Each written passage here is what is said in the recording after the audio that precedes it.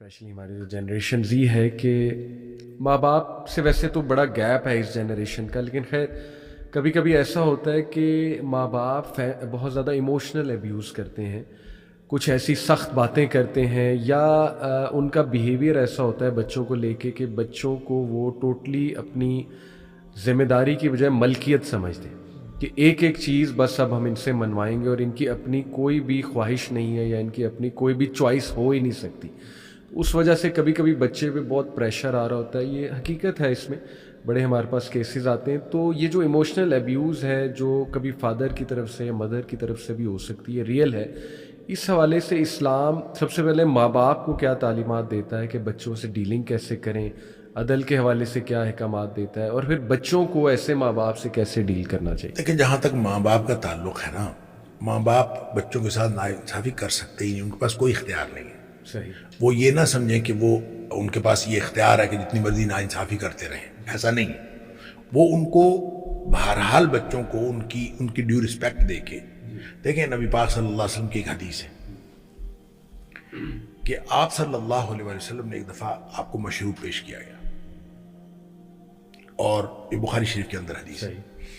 آپ کو مشروب پیش کیا گیا، آپ نے تھوڑا سا پیا، اب آپ کے ارد گرد صحابہ کرام موجود تھے، بڑی عمر کے اشیاخ، حدیث کے الفاظ ہے، بزرگ صحابہ موجود تھے۔ نبی پاک صلی اللہ علیہ وسلم وہ بچا ہوا مشروب ان بزرگ صحابہ کو دینا چاہتے تھے، لیکن وہ لیفٹ سائڈ پہ بیٹھے ہوئے تھے، رائٹ سائڈ پہ ایک بچہ بیٹھا ہوا تھا۔ اب نبی پاک صلی اللہ علیہ وسلم کا یہ جو قانون ہے، الایمن فالایمن، کہ آپ ہمیشہ ہر بات دائیں سے شروع کرتے تھے، یہ اصول تو نبی کریم صلی اللہ علیہ وسلم خود مقنن ہے۔ آپ یہ اصول کو چینج کر سکتے تھے، آپ یہ کر سکتے تھے کہ اگر بائیں سائڈ پہ بزرگ بیٹھے ہوں تو پھر بزرگوں سے شروع کریں، یا آپ یہ مستثنا کر سکتے تھے، لیکن نہیں، نبی پاک صلی اللہ علیہ وسلم نے یہ نہیں کیا۔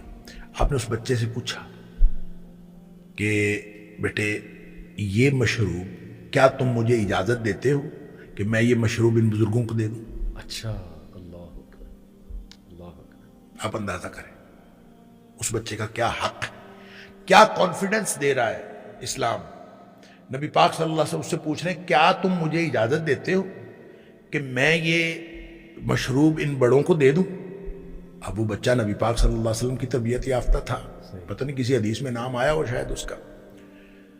وہ آگے سے کہتا ہے کہ آپ سے مشروب مل رہا ہو تو میں کسی اور کو دے دوں، میں تو نہیں دیتا۔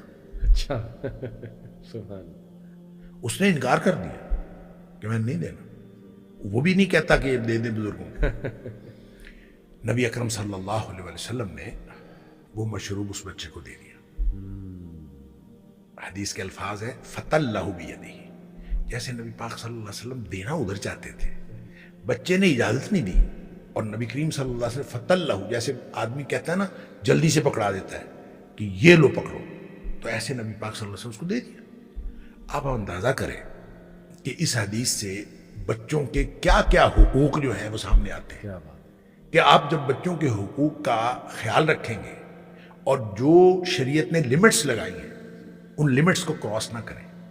دیکھیں، نو ڈاؤٹ کہ جب نبی پاک صلی اللہ علیہ وسلم سے کسی نے پوچھا تھا کہ میرا باپ میری جائیداد میں سے حصہ مانگتا ہے اور میرے چھوٹے چھوٹے بچے بھی ہیں، اور میرا باپ میری جائیداد میں سے حصہ مانگتا ہے، اس کا حصہ کتنا ہے؟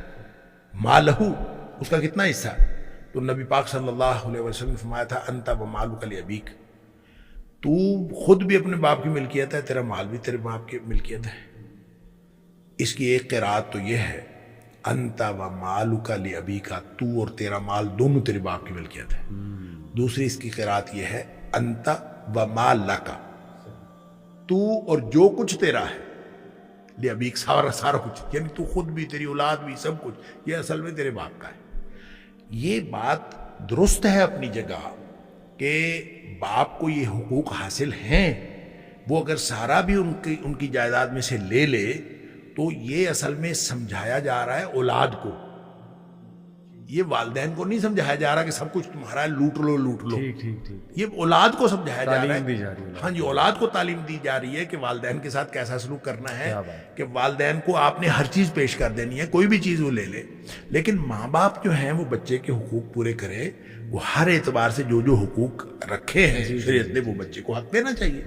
لیکن نبی پاک صلی اللہ، یہ قرآن جو کہتا ہے کہ وہ جو حضرت یعقوب علیہ السلام سے یوسف علیہ السلام کے بھائیوں نے کہا کہ ہم کل جائیں گے اور اس کو ساتھ لے کے جائیں گے، تو کرے گا کیا؟ یرتع و یلعب. اب یرتع و یلعب کا کیا معنی ہے؟ یرتع کا معنی چرے چگے گا اور یلعب کا مطلب کھیلے گا. اس کا مطلب ہے بچوں کو کھیلنے دینا اور چرنے چگنے دینا یہ بچوں کا حق ہے. لہذا بچوں کو آؤٹنگ کروانی چاہیے. صحیح. اور بچوں کو آؤٹنگ کرنا یا بچوں کی جو بھی کھیل ہیں اس میں معاون ہونا یہ قرآن کا حکم ہے. نبی پاک صلی اللہ علیہ وسلم بھی ایسا ہی کیا کرتے تھے.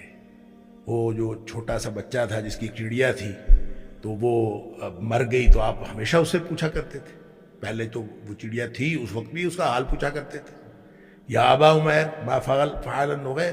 تو پھر جب وہ فوت ہو گئی، وہ چڑیا مر گئی، پھر بھی پوچھا کرتے تھے کیا ہوا تیری چڑیا کو. گویا اس کا مطلب یہ ہے بچوں کی دلچسپی کی چیزیں ان سے ڈسکس کرنا، یہ سنت ہے نبی پاک صلی اللہ علیہ وسلم. لہٰذا ماں باپ کو یہ نہیں چاہیے کہ وہ ایموشنلی بلیک میل کریں بچوں کو. بچوں کو یہ ضرور سمجھایا جا رہا ہے کہ تم سب اپنے ماں باپ کی ملکیت ہو اور تم ان کے ساتھ اسی طرح بیہیو کرو. لیکن ماں باپ کو یہ سمجھایا جا رہا ہے کہ ماں باپ اپنے بچوں کے سارے حقوق کا خیال رکھیں. ان کو جو آپ نے دین کی تعلیم دینی ہے یہ بھی بچوں کا حق ہے، جو ان کو درست تعلیم دینی ہے یہ بھی ان کا حق ہے، جو ان کو راہ راست پر رکھنا ہے، جو ان کی تربیت کرنی ہے، یہ سارے بچوں کے حق ہیں. لہٰذا ان کی تربیت انہی خطوط پر ہوگی جو خطوط قرآن نے یا نبی پاک صلی اللہ علیہ وسلم کی سیرت طیبہ نے ہمیں دی ہیں. تو ان خطوط پر جب وہ کریں گے تو بالکل اس میں ایموشنل بلیک میل کا کبھی سوال ہی پیدا نہیں ہوتا. شیخ یہ بڑا خوبصورت ہمارا یہ ایک سٹرکچر دین نے دیا کہ دین، وہ لفظ میں تھوڑا سا اس طرح کا استعمال کر رہا ہوں معذرت کے ساتھ، کہ دین نے شے نہیں دی بچوں کو کہ اگر تمہارے ماں باپ چلو کوئی تم سے زیادتی کر بھی رہے ہیں تو اب ان کے آگے کھڑے ہو جاؤ اور ان کی بھی ایسی کی تیسی. تو دین دونوں پارٹیز کو تعلیمات دے رہا ہے، احسان کی، محبت کی، شفقت کی. اور اگر ایک پارٹی چلے زیادتی کر بھی رہی ہے پھر بھی اپنی اوقات میں رہے. کیا بات ہے، اپنی حدود میں رہے. سبحان. دوسرے کو یہ کہا جا رہا ہے کہ تیرے پاس پھر بھی اختیار نہیں ہے. اور آج کل کے جو کاؤنسلز ہیں شیخ، ان کا مسئلہ یہ ہے وہ شے دیتے ہیں. مطلب یہ ورڈ میں استعمال کر رہا ہوں کہ اچھا یہ ہو رہا ہے چلو پھر تم بھی کھڑے ہو جاؤ، تمہارے یہ حقوق ہیں، تمہارے یہ حقوق ہیں. دیکھیے، حق لینا اور حق لینے کے لیے کھڑے ہو جانا اور حق لینے کی اسٹرگل کرنا یہ شریعت نے ہمارے ذمہ رکھا ہی نہیں. فرض ادا کرنا ہمارے ذمہ رکھا ہے. ماں باپ ہیں تو وہ بچوں کے لیے جو ان کے اوپر فرائض ہوتے ہیں، بچوں کے بارے میں فرائض عائد ہوتے ہیں وہ فرائض ادا کریں. بچوں کے اوپر بطور اولاد ماں باپ کے لیے جو فرائض عائد ہوتے ہیں وہ فرائض ادا کریں. جب یہ فرائض ادا کر رہے ہوں گے تو ماں باپ کے حقوق ادا ہو رہے ہوں گے، اور ماں باپ اپنے فرائض ادا کر رہے ہوں گے تو بچوں کے حقوق ادا ہو رہے ہوں گے. سب اپنے اپنے فرائض ادا کریں، حقوق کا مطالبہ نہ کریں. ادائیگی فرض ہے، مطالبہ حقوق یہ درست نہیں ہے. اگر اس کو سمجھ لیں ہم لوگ. بڑی ڈیپ بات ہے شیخ. آخری چیز تھوڑی سی میری طبیعت پہ بہت بھاری ہے یہ سوال، لیکن حقیقت ہے اب کیا اس پہ میرے خیال کھل کے ہی بات ہونی چاہیے. بہت سے ایسے سوالات بھی آتے ہیں کہ اللہ معاف کرے آپ کے محرم نے اگر آپ کے ساتھ سیکشول ابیوز کی، اور گاؤں میں بھی آپ بہت یہ کیسز اب کامن ہو گئے ہیں. ٹک ٹاک جب سے عام ہوا ہے اور بے پردگی اور فحاشی جب سے عام ہوئی ہے، فرسٹریشن بہت بڑھ گئی ہے معاشرے میں، ایک سیکشول فرسٹریشن. تو ایک بچی ہے لیٹ سے، اس کے اللہ معاف کرے دادا نے یا چچا نے جو نئے ڈرامے چل رہے ہیں نا میڈیا کے اوپر، جی جی جی جی، پرائیویٹ بھی اور جو سرکاری بھی اور سوشل میڈیا بھی اور مین اسٹریم الیکٹرانک میڈیا، سب کے اوپر جو ڈرامے چل رہے ہیں 90% اس میں محرموں کے ساتھ جو تعلقات ہیں وہ دکھائے گئے. اور یہ یعنی اندازہ کریں کہ جب یہ کچھ ہو رہا ہے تو پھر اگر ان سے پوچھا جائے کہ یہ کیوں دکھا رہے ہیں آپ لوگوں کو، تو وہ کہتے ہیں ہم وہی دکھا رہے ہیں جو معاشرے میں ہو رہا ہے. اب معاشرے میں جو کچھ ہو رہا ہے وہ دکھا رہے ہیں، یا جو وہ دکھا رہے ہیں معاشرہ ویسے ہی کر رہا ہے، اور ان سے بہرحال دونوں طرف جو ہے آگ برابر لگی ہوئی ہے. ایسے ہی ہے جی، ایسے ہی. تو اس کیس میں شیخ ایک بچی، اس کے پاس کیا اب راہ ہے؟ لیٹ سے وہ ماں کو بتاتی ہے تو ماں بھی آگے سے کہتی ہے کہ بس چھپا لو، دبا دو اس میٹر کو، لیکن اس کا بڑا ایک ٹراما بلڈ ہو جاتا ہے ظاہر ہے اس چیز کو لے کے، اسپیشلی اگر وہ شخص اس کے ارد گرد ہی ہے، سامنے ہی ہے، جوائنٹ فیملی میں رہ رہا ہے. ایک تو ظاہر ہے یہ تو بات الگ ٹاپک ہے کہ ماں باپ کو شروع سے بچوں کو بیڈ ٹچ گڈ ٹچ کی تعلیم اور سیکس ایجوکیشن کی تعلیم دینا، وہ تو ایک چلیں الگ ٹاپک ہے. لیکن خدا نہ خواستہ اگر کسی کے ساتھ ہی معاملہ ہو گیا، اللہ نہ کرے اللہ نہ کرے، تو وہ بتا دے یا چھپا لے، کیا کرے، معاف کر دے، اس پر کیا؟ دیکھیں جی، جب کوئی محرم یا کوئی ولی کسی اپنے محرم اور حرام رشتے کے ساتھ اس طرح کی کوئی حرکت کرتا ہے تو وہ دراصل 4 جرم کرتا ہے. اللہ. پہلا جرم تو بدکاری کا جرم ہے، زنا ہے. وہ آنکھوں کا کرے، وہ کانوں کا کرے، وہ ہاتھوں کا کرے، وہ جس چیز کا بھی زنا کر، بدکاری ہے. اور بدکاری کا جو گناہ ہے وہ تو ہے ہی. دوسرا گناہ وہ یہ کرتا ہے کہ وہ خیانت کا مرتکب ہوتا ہے.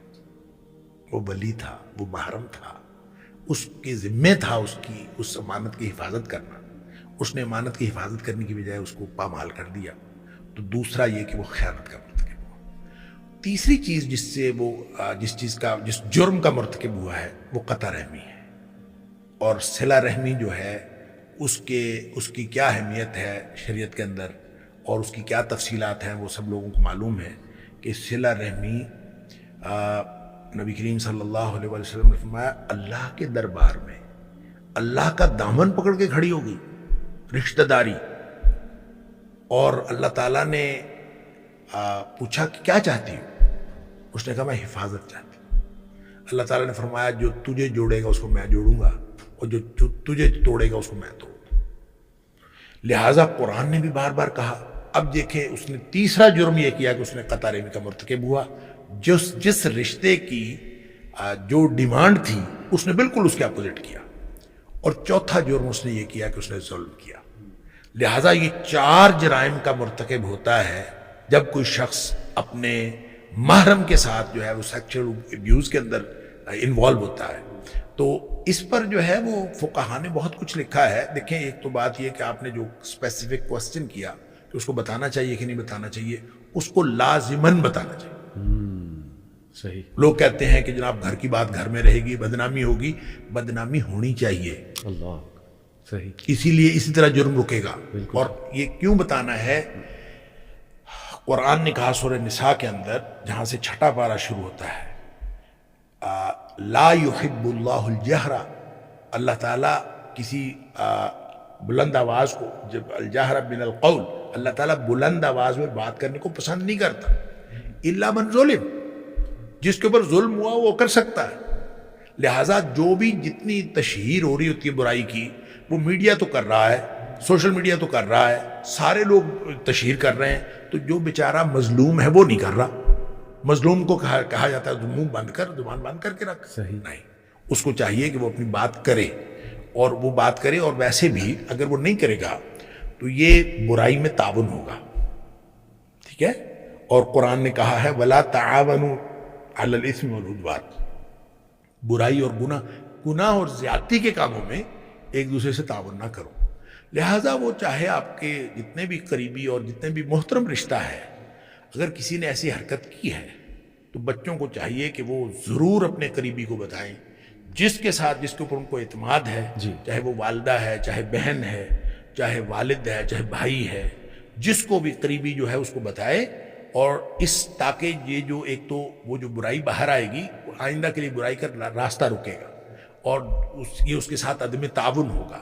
اور دوسرا یہ کہ جو کچھ اس کو شرمندگی ہوگی، اس شرمندگی سے بھی بہرحال آئندہ نسلوں کو فائدہ ہوگا کہ لوگ جو ہیں چاہے کوئی سزا نہ ہو، چاہے کچھ بھی نہ ہو، تو یہ شرمندگی بہت بڑی سزا ہے.